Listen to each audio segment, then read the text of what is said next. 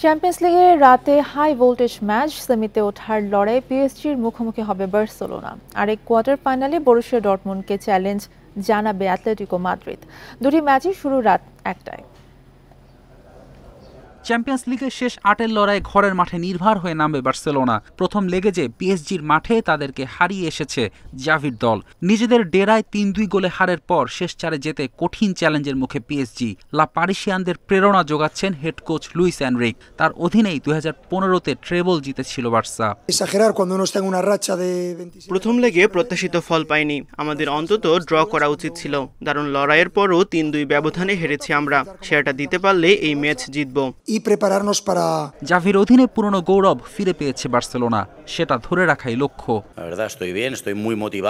আমি খুব খুশি, চ্যাম্পিয়ন্স লিগের কোয়ার্টার ফাইনালে আসতে পেরে গর্বিত।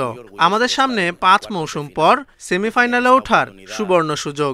বার্সা সমর্থকেরা রোমাঞ্চিত। দু দলেই শুরুর লাইন আপে পরিবর্তন থাকছে। সাসপেনশন কাটিয়ে পিএসজি একাদশে ফিরছেন আশরাফ হাকিমি। অন্যদিকে নিষেধাজ্ঞার কারণে ক্রিস্টেনসেন ও সার্জি রবার্তোকে পাবে না বার্সেলোনা। তবে চোট কাটিয়ে ফিরছেন কাতালান মিডফিল্ডার পেদ্রি। অন্যদিকে 2-1 গোলে এগিয়ে থেকে বরুসিয়া ডর্টমুন্ডের বিপক্ষে দ্বিতীয় লেগের লড়াইয়ে নামবে অ্যাটলেটিকো মাদ্রিদ। তারপরও নির্ভর নন ডিয়েগো সিমিওনি, কারণ ঘরের মাঠে ডর্টমুন্ডের রেকর্ড।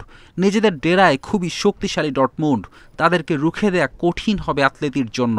লা লিগায় জয়ের ধারায় থাকায় আত্মবিশ্বাসী সিমিওনির শিষ্যরা। ফেরদৌস ইসলাম, ইন্ডিপেন্ডেন্ট নিউজ।